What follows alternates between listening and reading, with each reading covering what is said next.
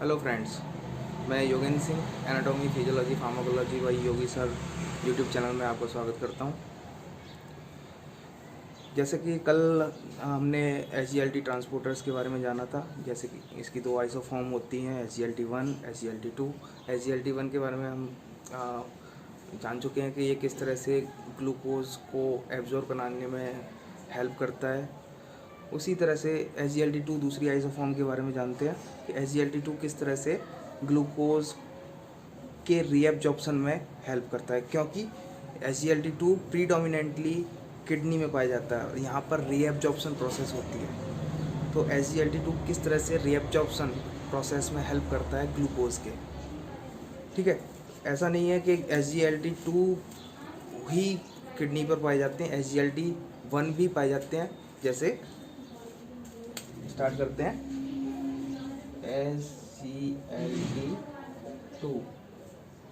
SGLT2 transporters जो हैं,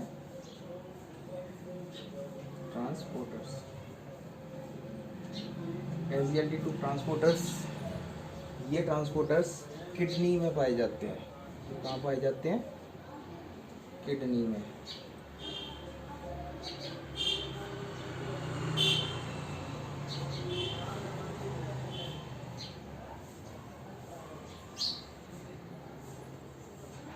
ये किडनी है, किडनी का नेफ्रॉन पार्ट है, बेसिक स्ट्रक्चर ऑफ किडनी, जो कि 1.2 मिलियन अप्रॉक्सीमेटली एक किडनी में पाया जाता है। ठीक है, तो ये किडनी के जो नेफ्रॉन के अर्ली पार्ट में, दिस इज अर्ली पार्ट, इस पार्ट में अर्ली पार्ट जो कि प्रॉक्सिमल ट्यूब्यूल का है, इस प्रॉक्सिमल ट्यूब्यूल के अर्ली पार्ट में हमारी ये प्रोटीन पाई जाती है जिसे हम SGLT2 कहते हैं। लेकिन late part of proximal tubules के अंदर SGLT1 भी पाया जाता है, SGLT1 भी पाया जाता है। तो SGLT ट्रांसपोर्टर्स जो हैं अर्ली पार्ट और लेट पार्ट दोनों में पाए जाते हैं। ठीक है, तो ये रीएब्जॉर्प्शन प्रोसेस में हेल्प करते हैं, क्योंकि आपको पता है किडनी से रीएब्जॉर्प्शन होता है। तो ग्लूकोज जब फ्रीली फिल्टर्ड होता है, जब ये ब्लड सर्कुलेशन है, ये front arterioles, peritubular capillaries and then venous system. So ये पेरिट्यूबुलर कैपिलरी, यहाँ पे ब्लड्स अवेलेबल है, ब्लड अवेलेबल है यहाँ पर। क्या होगा? ग्लूकोज सिस्टमिक सर्कुलेशन से आया, फिल्टर हुआ, एसेंशियल आयन फिल्टर हुए, ग्लूकोज भी हो सकता है, सोडियम भी, और एसेंशियल आयन्स फिल्टर होते हैं, फ्रीली फिल्टर है। फिल्टर होने के बाद ये SGLT प्रोटॉन जो ट्रांसपोर्टर है SGLT2 यहाँ पर पहुँचता है। सिमिलरली SGLT1 की तरह ये वर्किंग करता है, फैसिलिटेट डिफ्यूजन के द्वारा जो एनर्जी जनरेट हुई है वो यूटिलाइज की जाती है और ग्लूकोज को ट्रांसफ़र किया जाता है epithelial cell of early part of proximal tubules. तो यहाँ पर भी ये एनर्जी को यूटिलाइज करके सिमिलरली SGLT1 की तरह एनर्जी प्रोड्यूस होती है, और इस एनर्जी को यूटिलाइज करके ग्लूकोज को लो कंसंट्रेशन से हाई कंसंट्रेशन की तरफ मूव किया जाता है।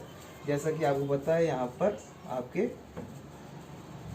ट्रांसपोर्टर्स पाए जाते हैं दूसरे, जिन्हें हम ग्लूट ट्रांसपोर्टर्स बोलते हैं, और स्पेसिफिकली मैं कहूँ GLUT2। कौन सा? GLUT2 ट्रांसपोर्टर पाया जाता है यहाँ पर। ठीक है, लेकिन जो लेट पार्ट है, यहाँ पर SGLT1 ट्रांसपोर्टर्स अवेलेबल्स हैं, वहाँ पर GLUT1 ट्रांसपोर्टर पाए जाते हैं। GLUT1 ट्रांसपोर्टर, यहाँ पर GLUT1 ट्रांसपोर्टर और यहाँ पर GLUT2 ट्रांसपोर्टर पाए जाते हैं। सिमिलरली ग्लूकोज जब एपिथेलियल सेल के अंदर आया, इंट्रासेलुलरली अवेलेबल है, यहाँ पर इस ट्रांसपोर्टर के द्वारा ये इंटरस्टिशियल फ्लूइड और ब्लड के अंदर ये ग्लूकोज को ट्रांसपोर्ट किया जाएगा। ठीक है, तो this is the basic mechanism of SGLT2। ये इसकी इम्पोर्टेंस क्यों है? क्योंकि अभी क्लिनिकली हमारे पास कुछ ड्रग्स हैं जो इस SGLT2 प्रोटीन को इनहिबिट करती हैं। जैसे हमारे पास कुछ ड्रग्स हैं एम्पाग्लिफोजिन, डेपाग्लिफोजिन, कानाग्लिफोजिन, अलग अलग फार्मास्यूटिकल इंडस्ट्री ने मैन्युफैक्चर किया है इनको। जैसे डेपा को एस्ट्राजेनिका, काना को जॉनसन एंड जॉनसन एंड एम्पाग्लिफोजिन को बोरिंगर ने डेवलप किया है। ठीक है, तो ये जो ड्रग्स हैं सेलेक्टिवली SGLT2 को इनहिबिट करती हैं।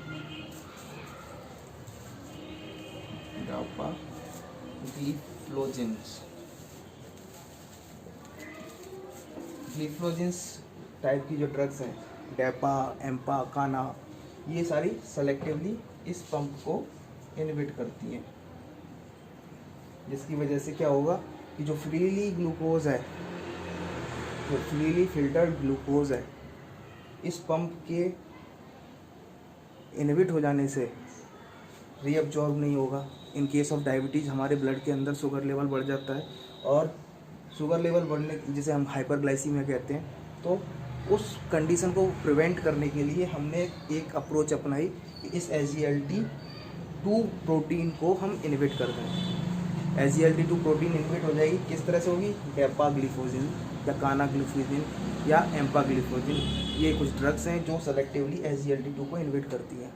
जब ये इनहिबिट हो जाएगी तो ग्लूकोज का रीअब्जॉर्प्शन नहीं होगा, और जो ग्लूकोज है वो फ्रीली यूरिन से पास आउट हो जाएगा।